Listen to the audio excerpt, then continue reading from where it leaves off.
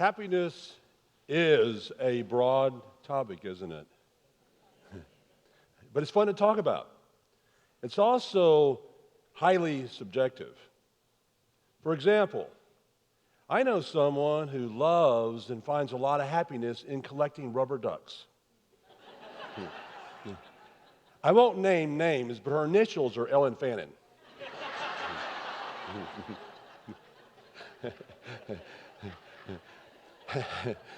Happiness for me is seeing all of you, really seeing all of you. Namaste. Seeing all of you. Namaste. And if I don't see you here this morning, and this may sound a little more morbid, but quite possibly you made your transition. And if you did, where did you go? In the unified field of infinite possibility? Probably something along those lines, right? But nobody really knows. And when you're here, or when you leave, should you have a legacy? You know, that dash that's on someone's tombstone, from the time they're born to now. In my case, 1976 to now. I started living then, I graduated high school. I found out about 2 months ago that my great-great-great-great-grandfather was a guy by the name of William Lee Davidson. And William Lee Davidson was a general in the Revolutionary War. I didn't know this, but he was really well renowned, and he was out of North Carolina and reported to George Washington. He was killed in battle, and he was so well renowned that they named the county that Nashville resides in after him. So if you go to Nashville, on the license plates it says Davidson, and I always wondered about that when I was there, but I had no idea. It was my grandfather. And also they named a county in North Carolina after him, and the town that resides in that county, and Davidson College is named after my great-grandfather as well. It's like, wow, I had no idea. That's quite the legacy, right? Okay. And in contrast, and this I think is in Chicken Soup for the Soul. I looked for it, but I couldn't find it, but it seems to, anyway.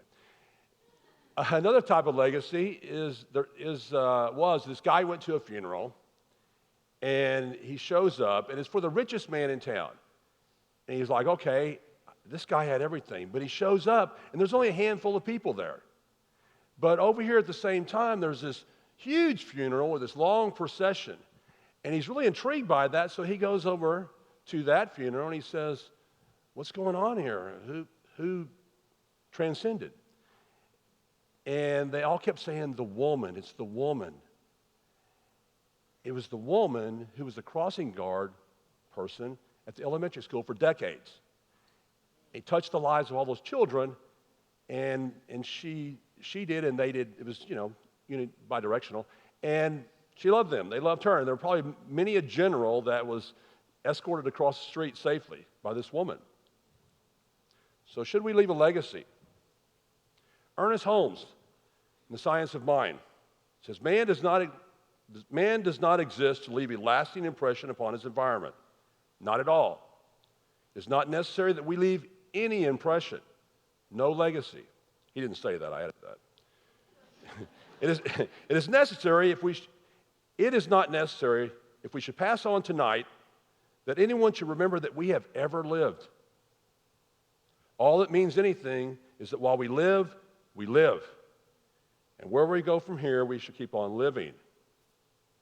All that matters anything is that when we live. So what defines living? 12 Powers of Man describes it as the ability to energize, vitalize, enliven, animate, and invigorate. Sounds pretty good, right? But most of us would probably agree that we're happiest in moments where we feel we're in the moment, doing something we love. And I'm not talking about general happiness. I'm talking about those blissful moments, those divine encounters, those divine instances where you feel blissfully happy. It happens in the now, right? But our minds are pretty complicated, and we tend to get fixated on things. And psychologists have found that 98 to 99% of our thoughts are repetitive. And the majority of those thoughts are very negative. We tend to dwell on the past and regret and all the guilt, and then we forecast out and speculate about the future, and we worry and that type of thing. We fret. That's where most of our thoughts go. They also found that our minds tend to wander. 65% of the time when we're brushing our teeth, we're thinking about something else. That stands to reason, right? We're not thinking about brushing our teeth. 50% of the time when we're at work, we're thinking about something else. 32% of the time when we're in a conversation with someone, our mind's somewhere else. But only 10% of the time does our mind tend to wander and it's somewhere else when we're having sex. Don't write letters, I'm not the minister. So it follows that if we are happiest when we're most present, and we're most present when we're having sex, that this talk today is not about having sex. Get your mind out of the gutter.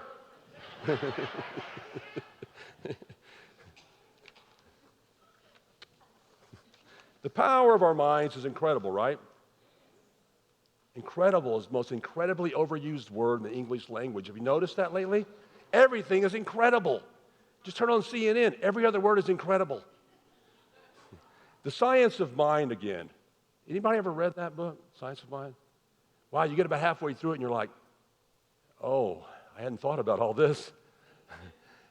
I can't afford the luxury of a negative thought because what you think about expands, manifests into your reality. That book was written in 1926, had a chapter in their Law of Attraction. Wow, that became pretty in vogue through The Secret, right? So our minds and our thoughts have this far-reaching effect on our lives. And as Dispenza talks about, we need to lose our mind and recreate a new one.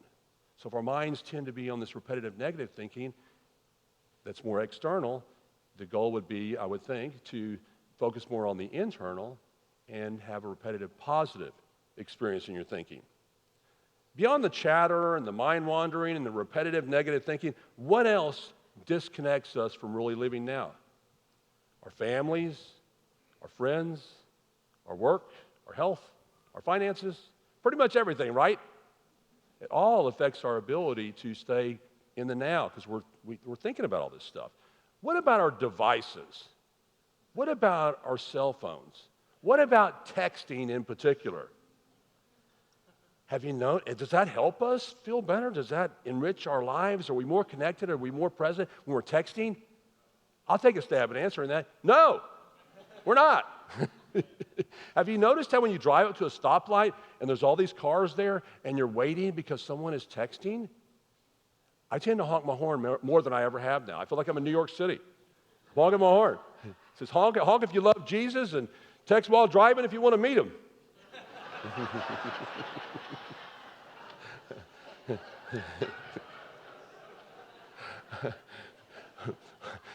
What about our past? What about our story? What about our wake? What about all the imprints from our past? What about how horrible our lives were? And we have this black cloud of doom that follows us around and engulfs everything around us. And people are like, they want to get away from us because we have this some kind of disease. Just carry it with you wherever you go. Does that affect us? Does our past affect us that way? It can. It can. Whenever I was in college and I was attempting to graduate, I had a class that was pretty much, well, it was required. It was a literature class, and when I get in there, I'm like, holy cow, it's poetry. I don't think I'd read a poem in my life to that point, but after that class, I'm much more worldly than I was. But anyway, the authors were really cool. It was Keats and Browning and Shakespeare, Wordsworth. William Wordsworth. These guys were all romantic poets. And it was great stuff to read. And there's one poem in particular that stuck with me, and maybe it's because I was supposed to remember that poem so I could talk about it today here with you all. It's by Wordsworth. It's written in 1802. It's called My Heart Leaps Up. My Heart Leaps Up. And it's also known as the rainbow. Here's how it goes. My heart leaps up when I behold a rainbow in the sky. So was it when my life began. So it is now, I am a man. So be it when I shall grow old, or let me die. The child is the father of the man. And I could wish my days to be bound each to each by natural piety. Wordsworth was basically saying that upon gazing at this rainbow, his heart leapt up. He felt alive. He felt happy. He felt this when he was a child, and he felt as a child he was close to nature and God. And he still felt that way as an adult when he wrote the poem. And he looked out in the future, and he felt that if he didn't retain that as he grew old, that he'd rather die. He also, in his mind, understood that the child within us, the beautiful child that we have within us, is superior to the man. Instead of letting this wounded child dictate his reality or our reality, he embraced the wonderment of a child. In the end, the past is the past. And all that matters is right now, right? I mean, we're all right here together right now. This is it. It's us. It's us. Yeah. I have a feeling if we went up to the door to our past and opened that door thinking there's something really horrible back there, we'd open it up, we'd shine a light around, look at all the cracks and crevices, and we'd find nothing. All the dreamlike, illusory, nothing. And people wonder why they can't remember their past lives. You know, why don't we remember our past lives? I'm like, I can't even remember what I had for lunch last Wednesday.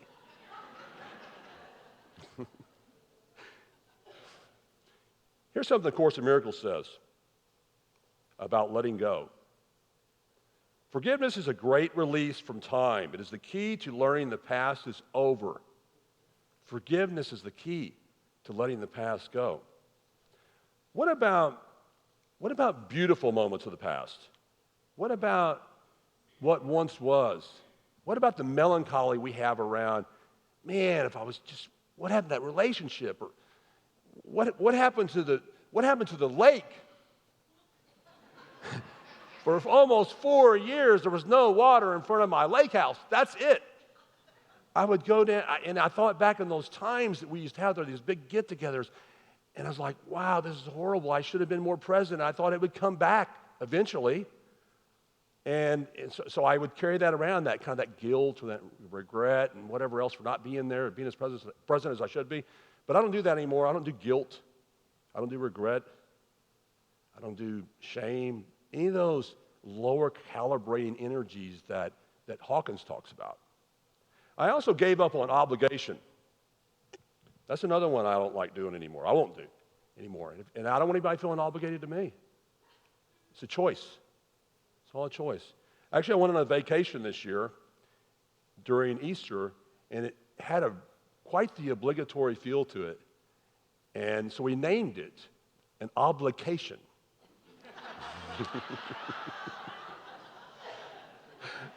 An obligation. It really felt that way too. Like, wow, we're not doing this again unless we, kind of feel like you have to and your family involved. Happiness is a choice, right? It's an attitude. It's a choice that we have. I used to work with this woman, and she'd just look at me whenever I was getting all uptight about something, and she'd say, John, you have a choice. That's all she'd say, you have a choice. And she had been through the ringer. She was in Washington, D.C., walking down the street, and some guy robs her. She gives him her money, and he decides to stab her with a knife. Stabs her in the hip, stabs her in the eye when she's fighting him off. So she walked with a limp, and she had a glass eye, but she had this great attitude. And so it really affected me when she would say that. You have a choice. Okay, all right, yeah, I know what you're saying. But you don't know what I'm dealing with. Now, remember Ron Scott, the founding minister of the church? You know, he used to say, heaven is not in some geographic location somewhere else. Heaven is not some kind of a destination that you go to. It's within you. It's omnipresent. It's within all of us. Well, happiness is not a destination either. It's a way of life. It's a good quote, isn't it? Happiness is not a destination. It's a way of life. I picked it up from Hobby Lobby. So it has to be a good one. How many of you tend to be destination-oriented and goal-oriented? If this, then that. How many, not even just the if, then that, but that you're always thinking out here. And I used to drive my teachers crazy. I'm like, when are we going to get to this? And they're like, John, just wait. We're going to get there. I'm like, well, you're wasting my time. And so I was always in that space, and it used to drive everybody crazy. Have any of you ever been to therapy? Therapy? When you go through the big D, you go to therapy to figure all that out, right? Go to the therapist and say, hey, what's the end goal here? What are we trying to accomplish? She's like, John, the process is the goal. I'm like, the process is the goal. That's so nebulous. It just feels like it's the money. The money is the goal on your end. Because it's almost like the divorce attorney, and I just said the D word, the divorce attorney that says, John, do you know why divorce is so expensive? I'm like, no, I don't know why it's so expensive. But John, because it's worth it.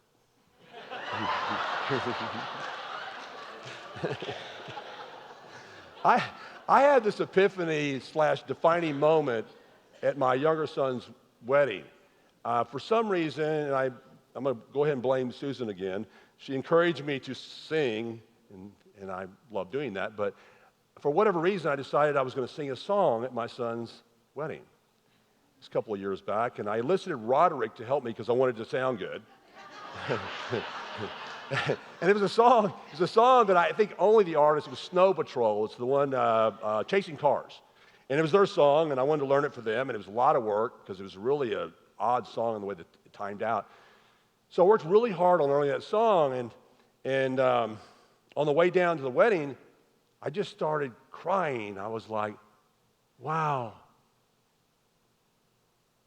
It was about the journey, the feelings I had along the way by opening my heart up and learning that song and what I was doing it for, all those moments and working on that was the juice. That's what really mattered. And it really dawned on me. I said, well, it's not the end goal. Because when I was singing at the wedding, they weren't paying attention to me. They were completely into each other. I was thinking, I'm up here singing, you don't.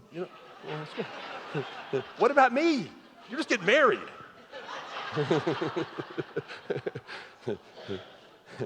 A Course in Miracles has an affirmation for happiness. I am responsible for what I see. I choose the feelings I experience, and I decide upon the goal I would achieve. And everything that seems to happen to me, I ask for and receive as I have asked. It's like we forget or we're unaware that we have the power over our own happiness. We forget to live now. And happiness, blissful type of happiness, is now. So we had them made, these happiness now bands that you can take with you. So anytime you're not feeling happy, pop yourself. It's like, happiness now.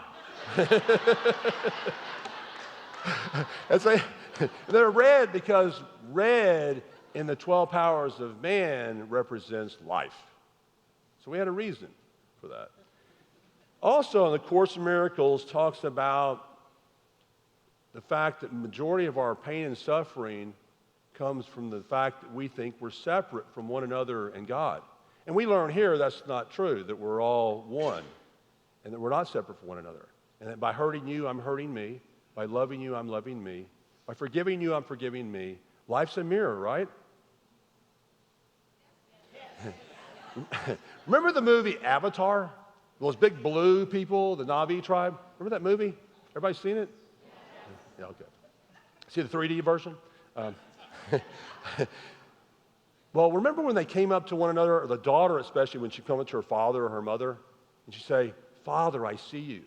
Mother, I see you. And then they're saying namaste, right? I see you. The divine in me bows to the divine in you. The Christ in me sees that in you. Remember that movie? Well, stay with that thought. Remember last August, I did this talk, if any of you were there, and it was entitled SPARK. It was an acronym: spirituality, positivity, acceptance, receptivity, and knowing. You'll be expected to know that after the service. Anyway, at the end of that talk, we had an assignment. It was a lifelong assignment, by the way. When you left that day, when we broke out of here into the foyer, you were to go up to people that you know, and then from there into your life that you know, and you tell them, I love you. Not much love you man, love your brother, love y'all, just love. I love you.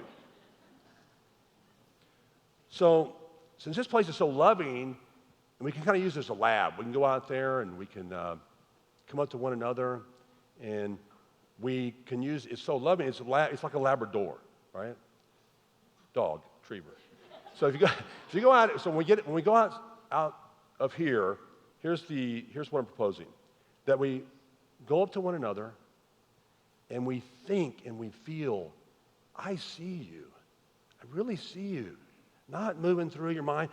Stop and focus. I see you. And then tell that person, I love you. Wow.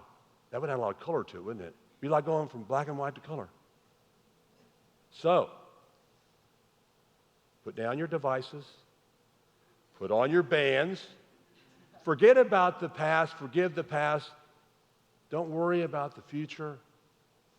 Be happy moment to moment. Choose the happiness moment to moment. And allow your heart to leap up when you really see someone. Because in the end, we're all just one, right? We're all one being. We are all one magnificent expression of God's love. Thank you.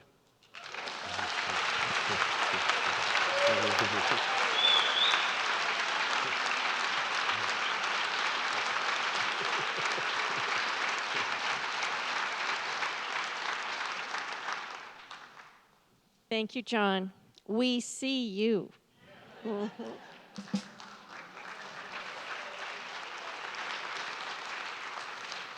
Well, let us move into our time of giving.